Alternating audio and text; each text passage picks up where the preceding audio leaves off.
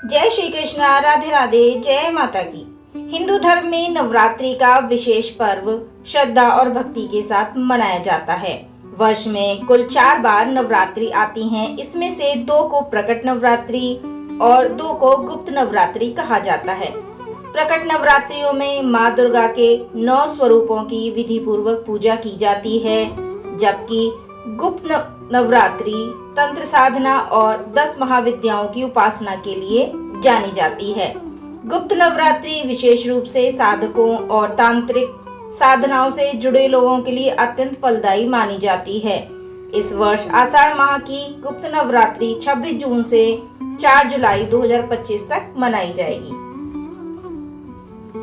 आगे जानते हैं गुप्त नवरात्रि में क्या कार्य नहीं करनी चाहिए, क्या गलतियां हमें नहीं करनी चाहिए। इस दौरान मांसाहार, लहसुन, प्याज और शराब जैसे तामसिक आहार पूरी तरह से वर्जित माने जाते हैं। शुद्ध सात्विक भोजन ही ग्रहण करना चाहिए तथा ज्वार नहीं बोने चाहिए। सामान्य नवरात्रि में घट स्थापना के समय ज्वार बोने की परंपरा होती है, लेकिन गुप्त नवरात्रि में इसे वर्जित माना गया है। ऐसा करना पुण्य की जगह पाप का कारण बन सकता है।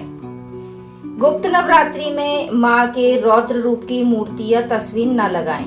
माँ के उग्र या रौद्र रूपों की तस्वीर गुप्त नवरात्रि के दौरान पूजा स्थल पर न लगाएं, इससे साधना में विघ्न आ सकता है।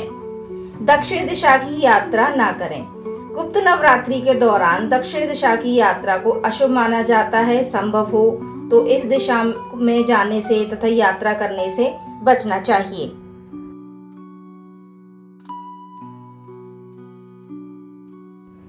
गुप्त नवरात्रि की साधना बेहद शक्तिशाली मानी जाती है, लेकिन इसके साथ ही ये अनुशासन और सावधानी भी मांगती है। जो साधक विधिवत और नियम पूर्वक इसका पालन करते हैं, उन्हें माँ दुर्गा की विशेष कृपा प्राप्त होती है। गुप्त नवरात्रि में माँ दुर्गा के इन स्वरूपों की करते हैं पूजा। गुप्त नवरात्रि में 10 महाविद्याओं माँ काली, तारा देवी, त्रिपुर सुंदरी, भुवनेश्वरी, माता छिन्नमस्ता, त्रिपुर भैरवी, माँ धूमावती, माँ बगलामुखी, माता मातंगी और माँ कमला देवी की पूजा की जाती है। आगे जान लेते हैं घट स्थापना का शुभ मुहूर्त। आषाढ़ गुप्त नवरात्रि घट स्थापना का शुभ मुहूर्त सुबह 5:25 से प्रारंभ होगा और सुबह 6:58 तक रहेगा।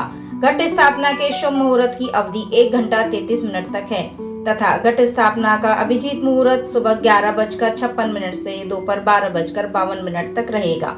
आगे जान लेते हैं गुप्त नवरात्रि का महत्व।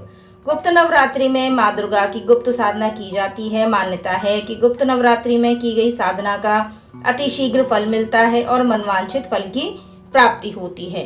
तो यह थी गुप्त नवरात्रि से जुड़ी जानकारी। यदि ये जानकारी आपको पसंद आई हो तो अपने फैमिली फ्रेंड्स के साथ जरूर शेयर करें और हाँ, हमें सब्सक्राइब करना ना भूलें। मैं मिलती हूँ आपको अगली वीडियो में अगली जानकारी के साथ। तब तक के लिए जय श्री राधे, जय श्री हरि विष्णु।